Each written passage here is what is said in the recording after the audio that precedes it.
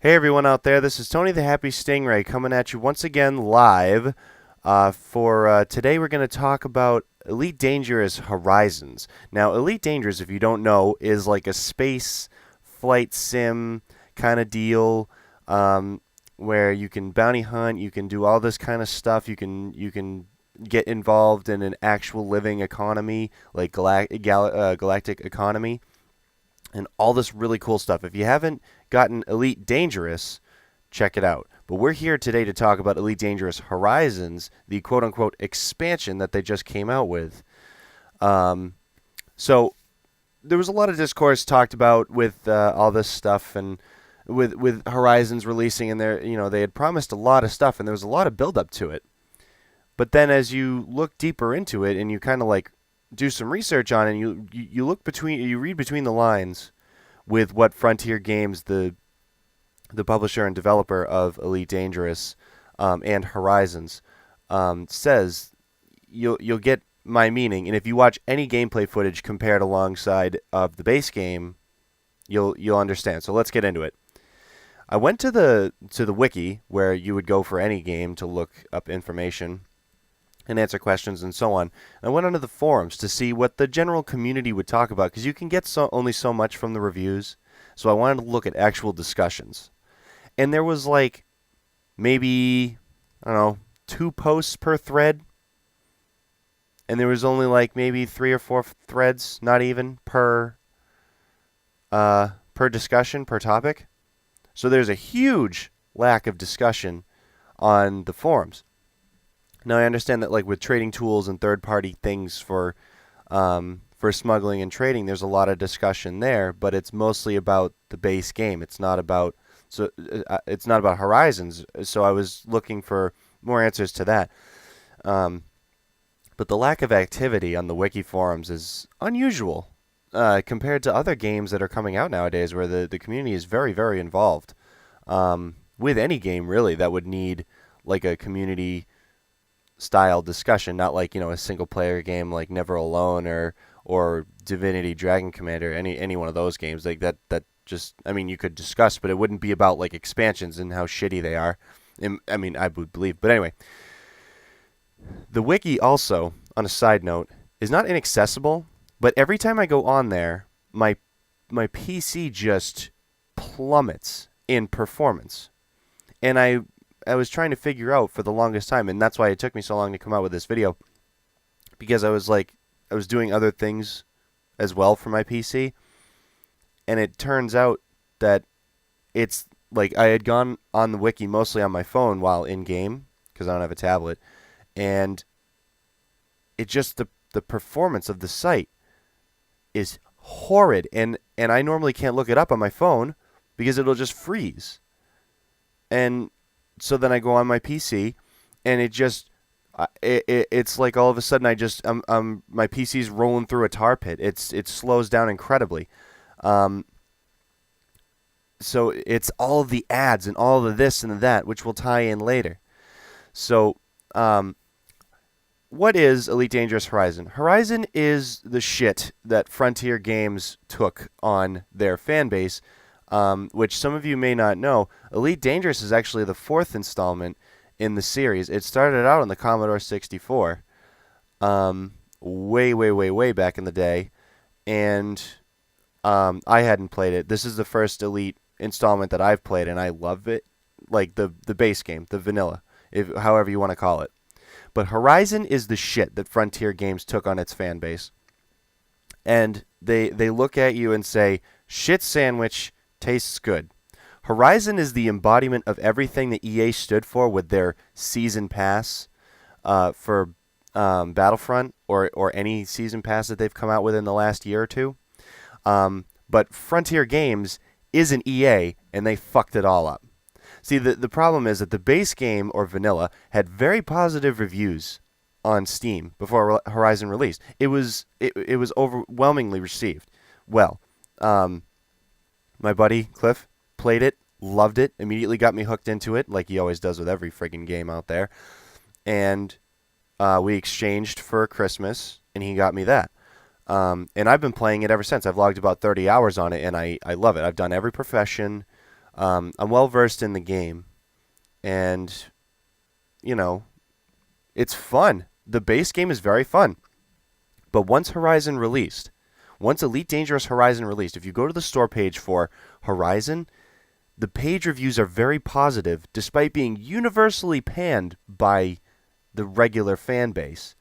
And if you go to the vanilla store page, it dropped to mixed immediately, the same day, that Horizon released. Like what?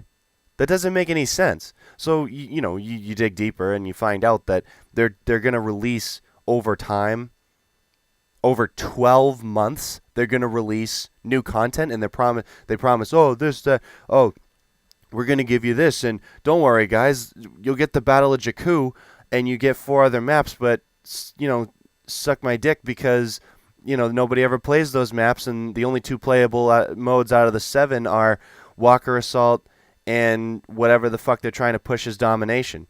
So, like, all I'm saying is deal with it. You know, it's like, you get what I mean. Like, jokes aside, do you understand? Like, do you follow me?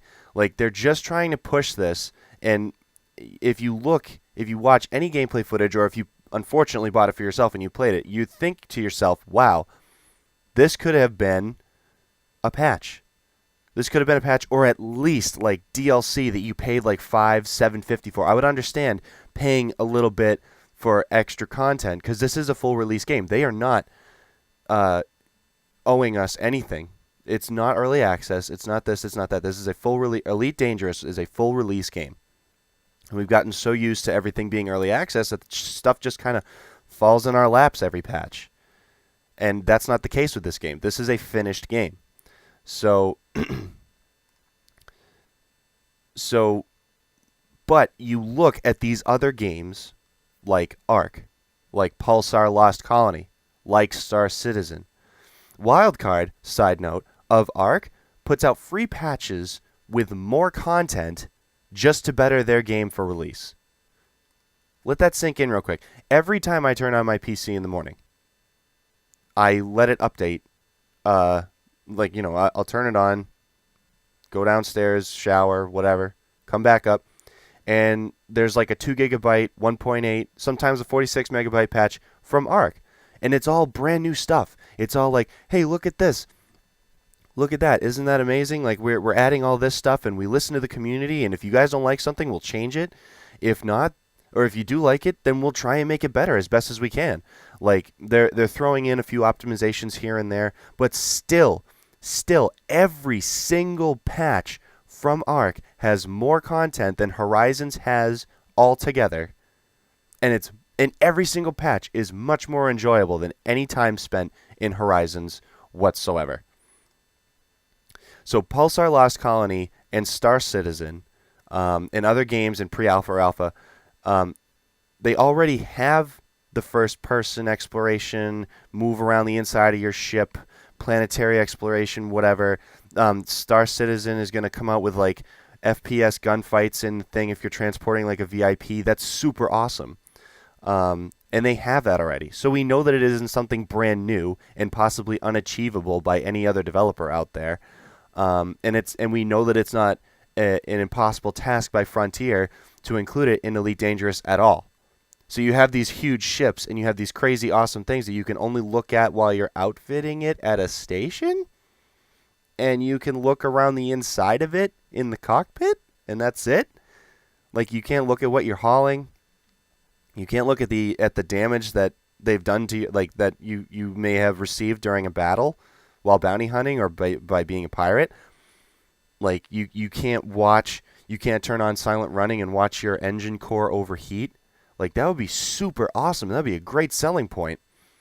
But there's no reason at all that they couldn't have just put Horizon's content into the base game, into vanilla, without trying to nickel and dime their fan base. But at a cost of $60, you essentially pay for a free update's worth of content. And that's it.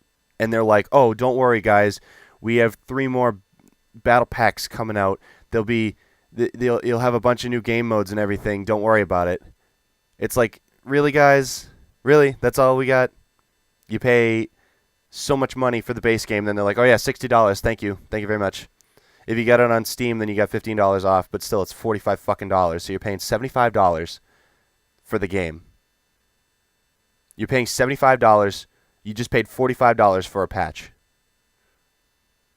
Like, I thought we were done with paid mods. Come on, guys. Let's speak with our money. Okay? Let's make it hard. And if not, hey, Star Citizen's coming out, and they still have plenty of bundles to sell. So if you got the RAM, do it up.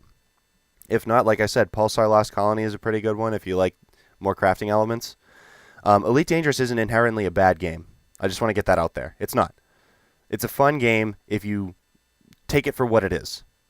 But I implore you to not ever put your money into Elite Dangerous Horizons. It is not worth your time, and it's, quite frankly, not worth my time to even list however many issues there are. There are plenty of other videos that do that much better with actual gameplay footage. I only have the base game.